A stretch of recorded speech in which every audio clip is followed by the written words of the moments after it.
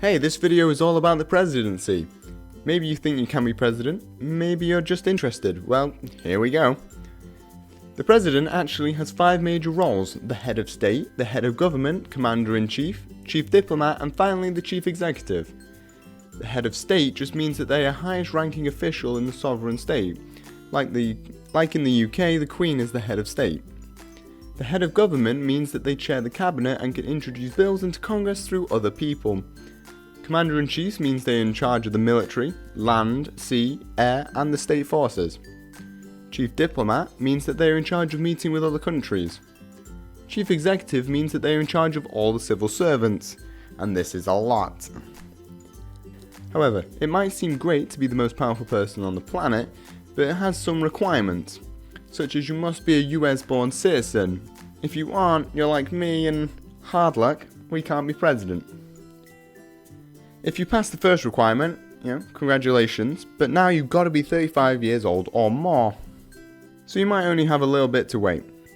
You have also got to be living in the US for 14 years beforehand.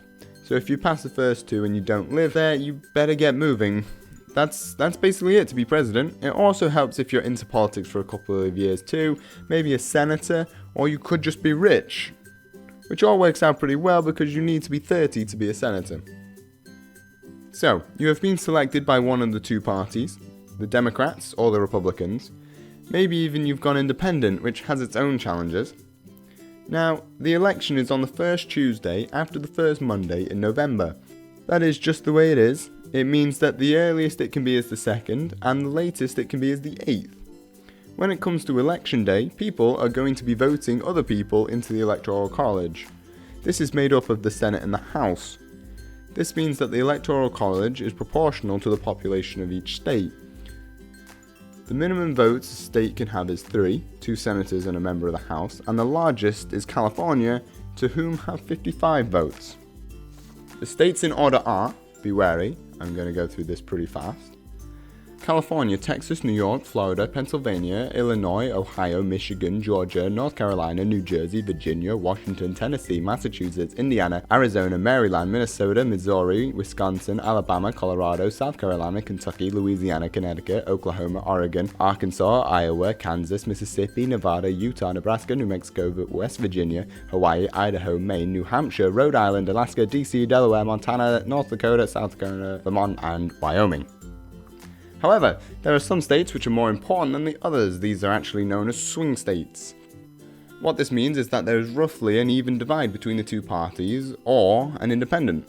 It means the vote in the state can go either way, and so these are the states where people campaign the most. They are in order of size: Florida, Pennsylvania, Ohio, Virginia, Wisconsin, Colorado, Iowa, and Nevada. The most interesting thing about the Electoral College is that they don't have to vote for the same way as the public did. Watch CGP Gray's video here and it can actually tell you how to win 51% of the Electoral College vote with actually only 20% of the public vote. You might think this may never happen, but it actually does, 3 times in fact. In 1876, in 1888, and in 2000. All were years where the president didn't have a majority of the public vote, 2000 being the Bush versus Al Gore battle. So, you have made it into office and you're sat in the Oval Office. What are your powers? Your first power is the executive order. This is the most important power that the president has, as it bypasses Congress. However, people don't really like you using them as they are seen as undemocratic and not in line with the American way. They tend to be used if Congress is hostile to the president. There has been in excess of 13,500 executive orders so far, most of which are normal orders which help with the running of the country. The really famous ones are the Emancipation Proclamation, which freed the slaves, the New Deal, which is a collection of orders which brought new jobs into the country, building infrastructure and culture. Some are even really controversial, like the Japanese-American internment, which put anyone with Japanese ancestry in a detention camp. However, these orders are not final. The Supreme Court can deem them unconstitutional and get rid of it, and Congress can actually just pass a bill which directly overrides your order. You could use your next power to veto it, but they can override that too. So your next power is to recommend or veto bills in Congress. Recommending is when the president will actually write a bill and send it in. However, it's not as straightforward as the president submitting the bill himself. He has to gather his friends and see if anyone will put the bill in for him. However, everyone knows that this is the president's bill. You can also veto bills. As every bill has to be signed by the president before it becomes law, you can simply refuse to sign it and veto the bill.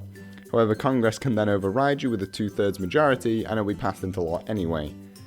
The president also gets the power to appoint people into the cabinet which advise the president. This isn't exactly a desired position like it is in the UK. However, it's not constitutionally mandated so that you don't actually have to meet with them. You also have to appoint the Supreme Court justices, federal judges, ambassadors, and a load of executive appointments. However, the catch is that the Senate must approve all of them. So, you also get to pardon criminals. The most famous one was President Richard Nixon being pardoned by President Gerald Ford after the whole Watergate issue. This is where you forgive someone, or a whole load of people, for their crimes. Another one was to pardon everyone who dodged the draft of the Vietnam War by President Carter. You can also make treaties with the approval of the Senate. However, you used to be able to make secret agreements called executive agreements, which was a treaty in all but name. However, now you must make them public, but you can still do it.